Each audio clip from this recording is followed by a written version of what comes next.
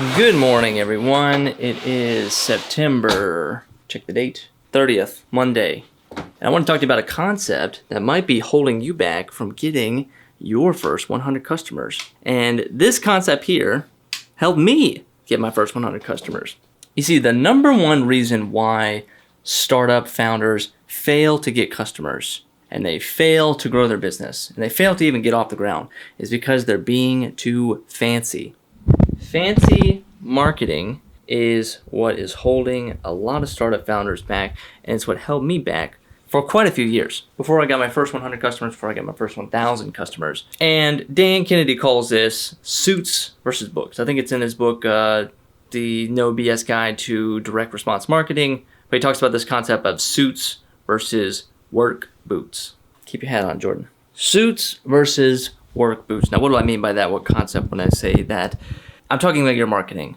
Most startup founders, and I'm guilty of this the most, is they try to be fancy. They try to add the polish. They try to put on the suit and be as top tier looking as possible, when really what I should have been doing my entire career, and I'm probably just now learning this year, that it should be work boots. That it should be, it's down in the dirt. You don't give a shit. You just want to put it out there. You don't care how messy it looks like. All you care about is, does this work? Is this selling? Is this bringing in customers? And if the answer is yes or no, that's fine. But at least you got it out there. At least you got that answer. But with the suit stuff, it is like a fancy way of procrastination. It's a fancy way to, if I make this a little bit better, or let's do this complicated marketing funnel, or we need a better website. We need to redesign the website so that it all makes, the user go through this process, or we got to look like we're a Y Combinator startup.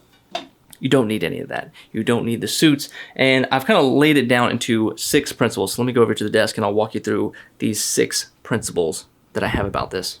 How do we feel? On, off, turn this off. Let's go green. We're going green. Perfect. Principle number 1, focus on immediate solvable problems. I believe in solving real problems, today's problems.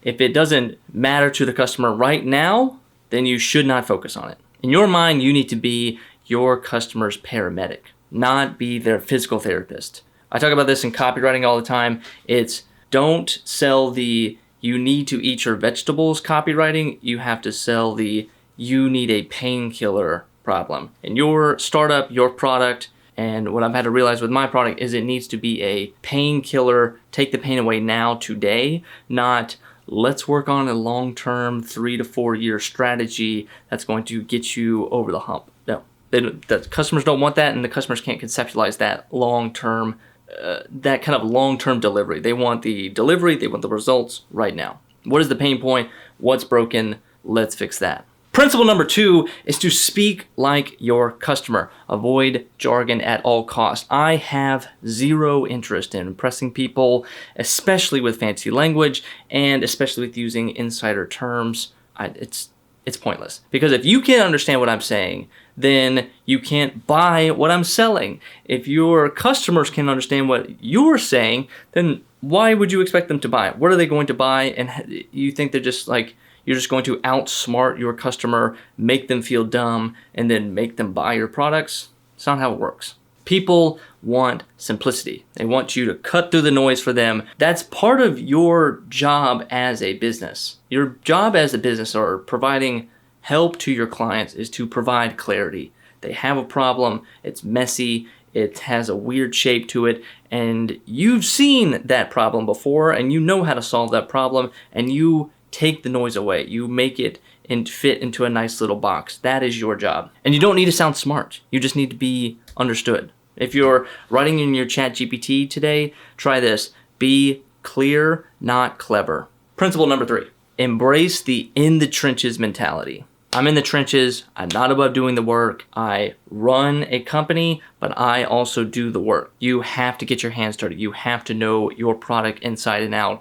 You have to know your customers inside and out. And trying to be above all that, or trying to outsource that immediately, or trying to say like, I'm not gonna really do this, or I'm not that type of person, or it's not my job, that is suits mentality. That is hiding up in the corporate office and not getting down in the dirt, in the ground, working with your customers and working with the problem directly. Principle number 4, launch fast and use the hype to your advantage.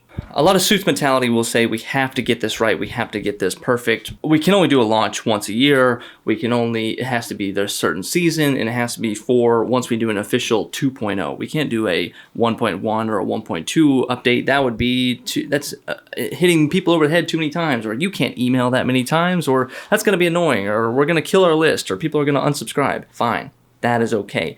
Again, with a work boots mentality, you push on the problem and you want to get an answer back as soon as possible. With the Suits, they're building in their little workshop, they're doing little corporate events, and you are not actually talking with your customers. You're not actually poking the world and seeing if the world pokes back. So with a work boots mentality, launching is part of the strategy, and launching often is part of the strategy. You're not building up for something. If you're launching once a month, every time you have a new feature, every time you have something to roll out, something to go to the market, an excuse to go to the market and say, check out this new thing. Your company also feels like it's moving. It feels like it's evolving. It feels like you have momentum, and people take notice of that, and people want to be a part of that. They want to be part of something that is constantly moving and growing.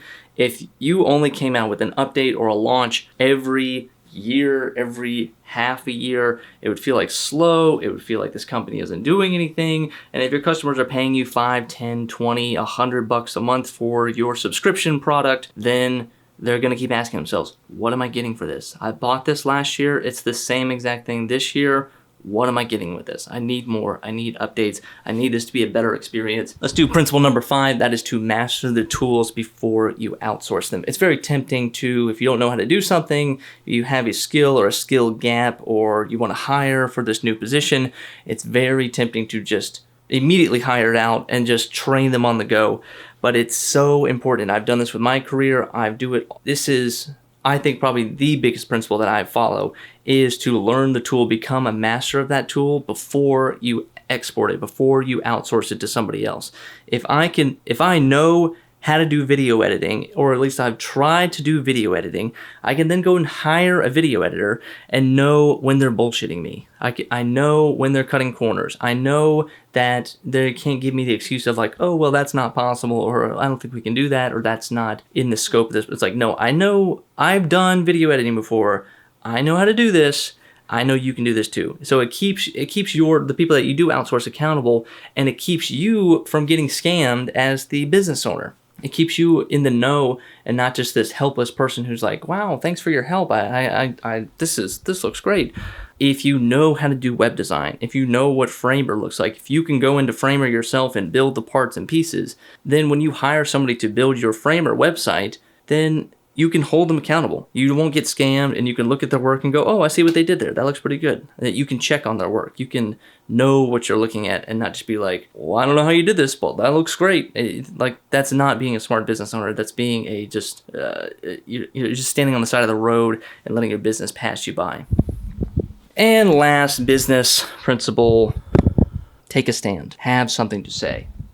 I feel like with the work boots and the Suits mentality, a work boots mentality will tell you how like it is. They'll tell you what's up. They'll be direct with you. With the Suits mentality, they hide. They gloss over the flaws. They inflate the truth. They sell you they'll like try to polish everything up and make it look really nice. Then you get in and you log in and you're like, this is dog shit. This is not what you guys said this was. With work boots, it's being upfront and honest. It's being, I can tell you there's bugs. I can tell you what I'm working on. I can tell you this is a new product. I can tell you this is the first video take that I've ever done. I can tell you I've never edited videos before. You can be upfront about something. You can talk to the camera. You can talk to your customers in your emails and what you say on your website, and be upfront with them and say, yes, this has bugs. This has flaws. And if you don't like it, I'm here to help you. If you don't like it, you can have your money back. It's okay. Like, just being upfront and honest with your customers gain so much respect from your customers for you,